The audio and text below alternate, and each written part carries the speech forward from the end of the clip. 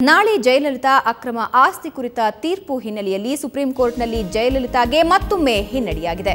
ಜಯಲಲಿತಾ ಅರ್ಜಿ ವಜಾಗೊಳಿಸಿದೆ supreme court. ಬೇರೆಡೆ ತೀರ್ಪು ನೀಡುವಂತೆ ಸಲ್ಲಿಸಿದ್ದ ಅರ್ಜಿ ಇದಾಗಿತ್ತು. ತಮಿಳುನಾಡು ಸಿಎಂ ಜಯಲಲಿತಾ ಸಲ್ಲಿಸಿದ್ದ ಅರ್ಜಿಯನ್ನ ವಜಾಗೊಳಿಸಲಾಗಿದೆ. ಕರ್ನಾಟಕದಿಂದ ಹೊರಗೆ ಪ್ರಕರಣದ ವಿಚಾರಣೆ ನಡೆಸಲು ಈ ಅರ್ಜಿಯನ್ನ ಸಲ್ಲಿಸಲಾಗಿತ್ತು.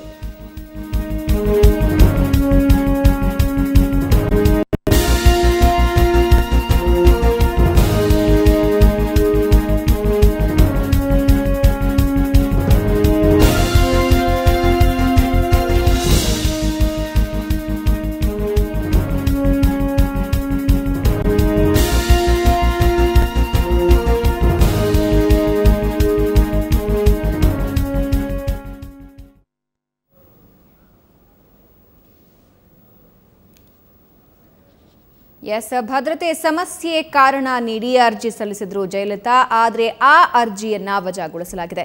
ಈ ಬಗ್ಗೆ ಇನ್ನಷ್ಟು ಮಾಹಿತಿಯನ್ನ ನೀಡ್ತಾರೆ ನಮ್ಮ ಪ್ರತಿನಿಧಿ ಶಶಿ. ಈಗಾಗಲೇ ಒಂದು ರೀತಿಯಲ್ಲಿ ತಮಿಳುನಾಡು ಸಿಎಂಗೆ ಹಿನ್ನಡೆಯಾಗಿದೆ. ಅವರು ಸಲ್ಲಿಸಿದ್ದಂತಹ ಅರ್ಜಿಯನ್ನ ವಜಾಗೊಳಿಸಲಾಗಿದೆ. ಏನಿದೆ ಈ ಕುರಿತ ಹೆಚ್ಚಿನ ಮಾಹಿತಿ? ಭಾವನಾ, ಆದಾಯ ಮೀರಿ ಆಸ್ತಿ ಗಳಿಕೆ ಪ್ರಕರಣಕ್ಕೆ ಸಂಬಂಧಪಟ್ಟಂತೆ ನಾಳೆ ಬೆಂಗಳೂರು ವಿಶೇಷ ನ್ಯಾಯಾಲಯ ಜಯಲಲಿತಾ ಅವರ ಪ್ರಕರಣದ ತೀರ್ಪನ್ನ ಪ್ರಕಟಿಸಲಿದೆ. ಆದರೆ ಸುಪ್ರೀಂ ಕೋರ್ಟ್ ನಲ್ಲಿ ಈ ಬಗ್ಗೆ ಒಂದು ಅರ್ಜಿಯನ್ನ ಸಲ್ಲಿಸಿದ್ರು.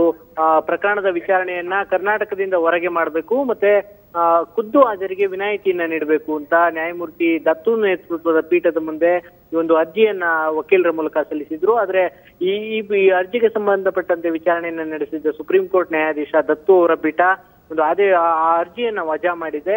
ಈಗಾಗಲೇ ಯಾಕಂದ್ರೆ ಪ್ರಕರಣ ತಮಿಳುನಾಡಿನಿಂದ ಕರ್ನಾಟಕಕ್ಕೆ ವರ್ಗಾವಣೆ ಆಯ್ತು. 18 ವರ್ಷಗಳಾಯ್ತು ಈ ಪ್ರಕರಣ ಆಗಿ. ಈಗ ಮತ್ತೆ ಬೇರೆ ಸ್ಟೇಟ್ಗೆ ಮಾಡಿದ್ರೆ ಮತ್ತೆ ಲೇಟ್ ಆಗುತ್ತೆ ಅನ್ನೋ ಕಾರಣವನ್ನ ಕೊಟ್ಟು ಅರ್ಜಿಯನ್ನ ವಜಾ ಮಾಡಿದೆ. ಅರ್ಜಿಯಲ್ಲಿ ಯಾವುದೇ ಉರುಳಿ ಇಲ್ಲ ಅಂತ. ಈಗಾಗಲೇ 2011ರಲ್ಲಿ ಜಯಲಲಿತಾ ಬೆಂಗಳೂರಿಗೆ ಬಂದಿದ್ದಂತ ಸಂದರ್ಭದಲ್ಲಿ, ವಿಚಾರಣೆಗೆ ಹಾಜರಾಗಿದ್ದಂತ ಸಂದರ್ಭದಲ್ಲಿ ಬೆಂಗಳೂರು ಪೊಲೀಸರು ಸೂಕ್ತ ರೀತಿಯಲ್ಲಿ ರಕ್ಷಣೆಯನ್ನ ಕೊಟ್ಟಿದ್ರು. ಆದ್ರೆ ನಾಳೆಯ ಭೇಟಿಗೂ ಕೂಡ ಬೆಂಗಳೂರು ಪೊಲೀಸರು ಭದ್ರತೆಯನ್ನ ಒದಗಿಸುವಲ್ಲಿ ಯಶಸ್ವಿ ಕೆಲಸವನ್ನ ಮಾಡಲಿದ್ದಾರೆ. ಹಾಗಾಗಿ ಈ ಅರ್ಜಿಯಲ್ಲಿ ಉರುಳಿಲ್ಲ ಅಂತ ಹೇಳಿ ವಜಾವನ್ನ ಮಾಡಿದೆ. ಭಾವನಾ, ಓಕೆ, ಇದು ಯಾವ ರೀತಿ ಹಿನ್ನಡೆ ಆಯ್ತು ಅಂತ ಹೇಳಬಹುದು ತಮಿಳುನಾಡು ಸಿಎಂಗೆ?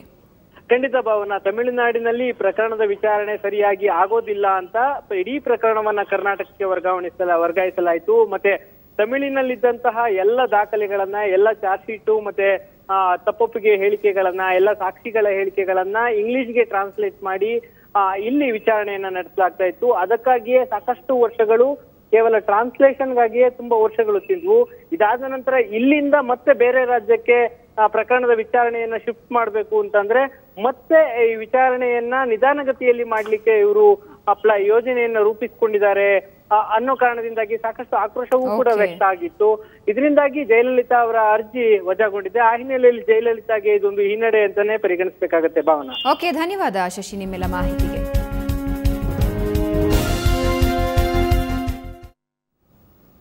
ನಾಳೆ ಜಯಲಲಿತಾ ಅಕ್ರಮ ಆಸ್ತಿ ಕುರಿತ ತೀರ್ಪು ಹಿನ್ನೆಲೆಯಲ್ಲಿ ಬೆಂಗಳೂರಿನಲ್ಲಿ ಕರ್ನಾಟಕ ಮತ್ತು ತಮಿಳುನಾಡು ಪೊಲೀಸರು ಸಭೆ ನಡೆಸಲಾಗ್ತಾ ಇದೆ. ಪೊಲೀಸ್ ಆಯುಕ್ತರ ಕಚೇರಿಯಲ್ಲಿ ಈ ಸಭೆ ನಡೆದಿತ್ತು. ಭದ್ರತೆ ಬಗ್ಗೆ ಉಭಯ ರಾಜ್ಯದ ಪೊಲೀಸರು ಇಲ್ಲಿ ಚರ್ಚೆಯನ್ನ ನಡೆಸಿದ್ರು.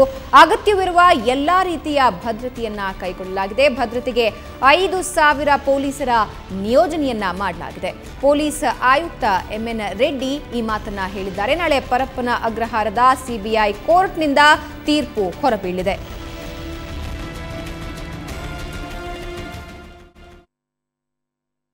ಎಲ್ಲ ಸೆಕ್ಯೂರಿಟಿ ಅರೇಂಜ್ಮೆಂಟ್ ಮಾಡಲಾಗಿದೆ. ಅವರು HL ಏರ್ಪೋರ್ಟಲ್ಲಿ ಇಳಿತಾರೆ. ತದನಂತರ ಪರಪ್ಪನ ಅಗ್ರಹಾರದಲ್ಲಿರ್ತಕ್ಕಂಥ ಹೊಸದಾಗಿ ಇದಕ್ಕೆ ಪ್ರತ್ಯೇಕವಾಗಿ ಏರ್ಪಾಟ್ ಮಾಡಿರ್ತಕ್ಕಂಥ ಕೋರ್ಟ್ ಹಾಲ್ ಇದೆ. ಆ ಕೋರ್ಟ್ ಹಾಲ್ಗೆ ಹೋಗ್ತಾರೆ ಮತ್ತು ಆ ಏರಿಯಾನಲ್ಲಿ ಮತ್ತು ಅಲಾಂಗ್ ದ ರೂಟ್ ಅಂದರೆ ರಸ್ತೆ ಇಲ್ಲಿಂದನೂ ಕೂಡ ಅಲ್ಲಿ ತನಕ ಸೆಕ್ಟರ್ಗಳನ್ನು ಮಾಡಿ ಬಂದೋಬಸ್ತೆಲ್ಲ ಕೂಡ ನಾವು ಮಾಡಿದ್ದೇವೆ. ಸಾಕಷ್ಟು armed reserve battalions, reserve police platoons ನಾವು ತಗೊಂಡಿದ್ದೇವೆ KSRPನಿಂದ ಮತ್ತು ಸಿಟಿ ಆರ್ಮ್ಡ್ ರಿಸರ್ವ್ನಿಂದ ಮತ್ತು ಸೆಂಟ್ರಲ್ ಫೋರ್ಸ್ ಕೂಡ ಅವರು ಕೊಟ್ಟಿದ್ದಾರೆ. 2 ಕಂಪನಿ BSF ಕೂಡ ಬರ್ತಾ ಇದೆ. ಇದೇ ರೀತಿ ಅದಕ್ಕೆ ಯಾವ ರೀತಿ ನಾವು ಅವರ ಸೆಕ್ಯೂರಿಟಿನ ನೋಡಬೇಕಾಗಿದೆ ಮತ್ತು ಕಾನೂನು ಮತ್ತು ಸುವ್ಯವಸ್ಥೆ ಯಾವ ರೀತಿ ಪಾಲನೆ ಮಾಡಬೇಕಾಗಿದೆ, ಈ ಎರಡೂ ಆ್ಯಂಗಲ್ಸಿಂದ ಕೂಡ ನೋಡಿ ನಾವು ಕೆಲಸ ಮಾಡ್ತಾಯಿದ್ದೀವಿ.